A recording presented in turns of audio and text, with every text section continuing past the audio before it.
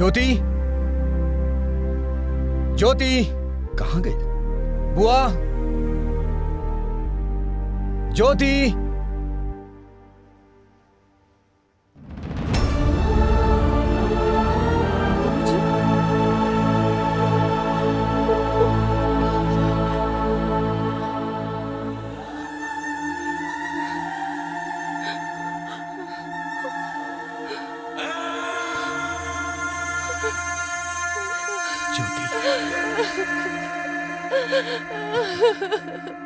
ज्योति,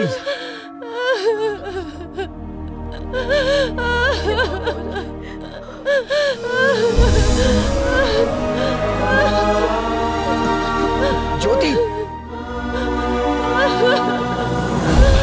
ज्योति, ज्योति,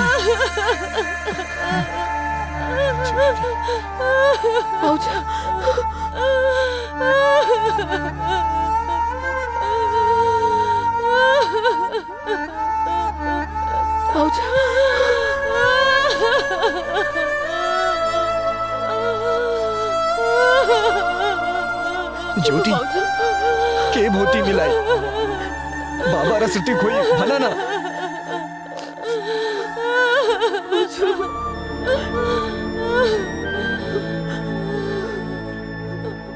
बुआ अनि बहिनी र म आरडीएस को अड्डाबाट भागिरहेका थियौं। त्यही बेला आरडीएस को मान्छे बुहारी, बुहारी के भयो? के हो बुहारी? बुहारी के भयो?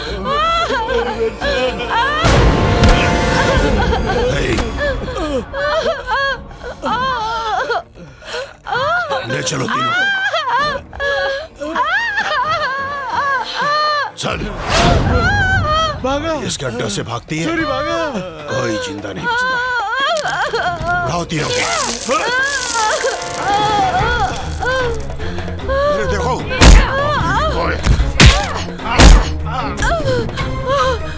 भागा छोरी भागा, छोरी भागा।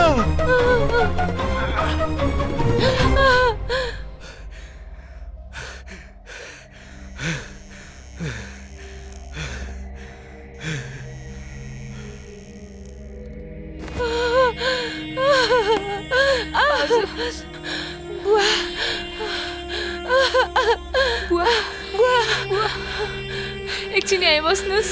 म बाँच्न सक्दिनँ। भाउजू तपाईलाई दाइको कसम, एकछिन यहाँ बस्नुस्। बुआ, रमा, रमा, तपाईँ नजानुहोस्, बच्चाको नजानुहोस्। तपाईँ एकछिन यहाँ बस्नुस्।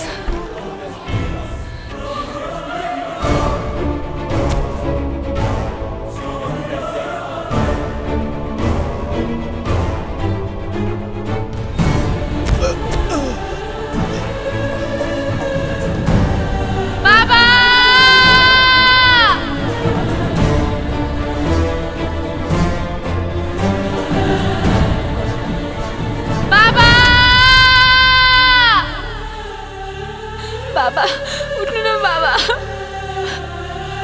बाबा।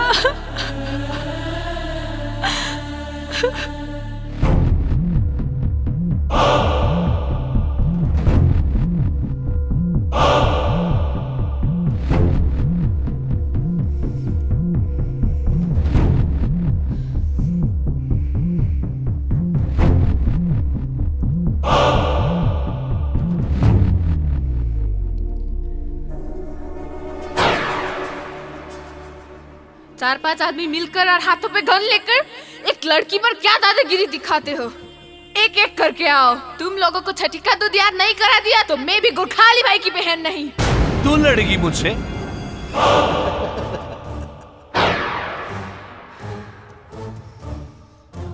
सुन, लड़कियां सिर्फ पे शोभा देती है, समझी? तो ये मत भूल कि तुम्हारी माँ भी दुनिया के लोगों के लिए बेड का शोभा बनकर तुम जैसे को पैदा की होगी।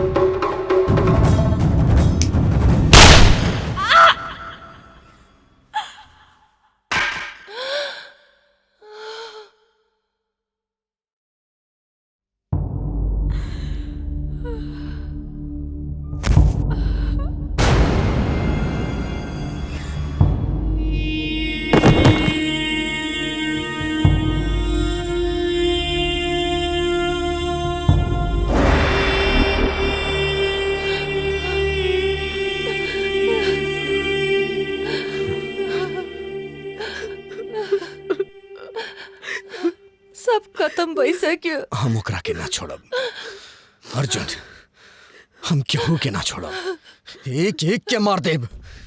हिम्मत से काम न कृष्णा। आरडीएक्स के वजह से हमहू अपन परिवार खोले बानी और नेपाल हम ओकरे के खत्म करे आइल बानी। बस तू देखा हम कैसे मारबोगे, कौनो हाल में उला बचे।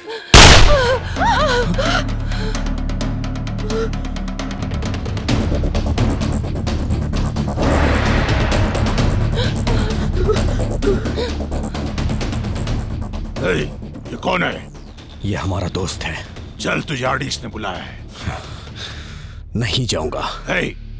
ले चल इन लोगों को।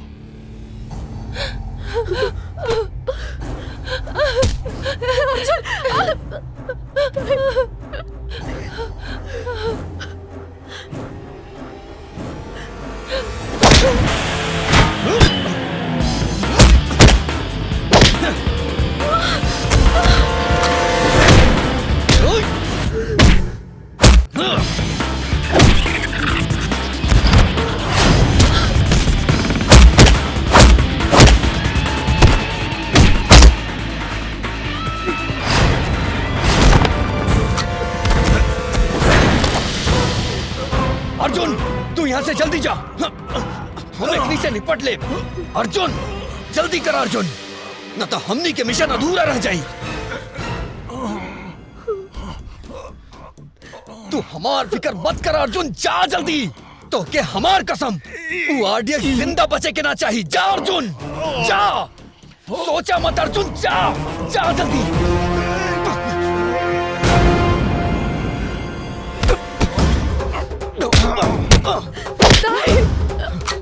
Stop! Stop!